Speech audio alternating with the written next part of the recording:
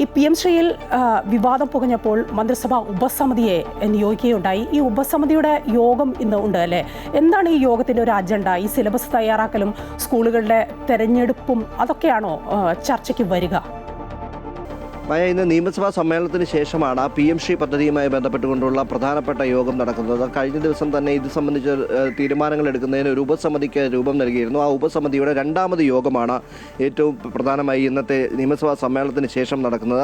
അതിൽ തന്നെ സ്കൂളുകളുടെ നേരത്തെ സൂചിപ്പിച്ചതുപോലെ തന്നെയാണ് സ്കൂളുകളുടെ തെരഞ്ഞെടുപ്പും സിലബസ് തയ്യാറാക്കലുമായി ബന്ധപ്പെട്ടുകൊണ്ട് വിശദമായ ചർച്ച തന്നെ ഇക്കാര്യത്തിലുണ്ടാകി. ഒരു മാസത്തിനുള്ളിൽ ഇത് സംബന്ധിച്ച റിപ്പോർട്ട് സമർപ്പിക്കാനാണ് നേരത്തെ തന്നെ തീരുമാനിച്ചിട്ടുള്ളത് സമിതി. അതുകൊണ്ട് തന്നെ ഒരു വിശദമായ ചർച്ച ഇക്കാര്യത്തിൽ ഇന്നത്തെ യോഗത്തിൽ ഉണ്ടാകുമെന്ന കാര്യത്തിൽ സംശയമില്ല. വിദ്യാഭ്യാസ മന്ത്രി M ഷംസുദ്ദീനും അതുപോലെ തന്നെ എക്സൈസ് മന്ത്രി M ലിജുവും ഉന്നത വിദ്യാഭ്യാസ മന്ത്രി റോജി M ജോണും ഉൾപ്പെടെ മന്ത്രി PC വിഷ്ണുനാഥും ഉൾപ്പെടെയുള്ളവരുടെ സമിതിയാണ് ഇത് സംബന്ധിച്ച തീരുമാനങ്ങൾ എടുക്കുന്നത്. അവർ ഇത് സംബന്ധിച്ച് വിശദമായ ഒരു ചർച്ച നടത്തി ഇക്കാര്യത്തിൽ തീരുമാനത്തിലേക്ക് പോകും. ഒരു മാസത്തിനകം തന്നെ ഇതിൻ്റെ റിപ്പോർട്ട് സമർപ്പിക്കാനുള്ള വളരെ വേഗത്തിലുള്ള നടപടികളാണ് സമിതിയുടെ ഭാഗത്തു നിന്നും ഉണ്ടാകുന്നത്.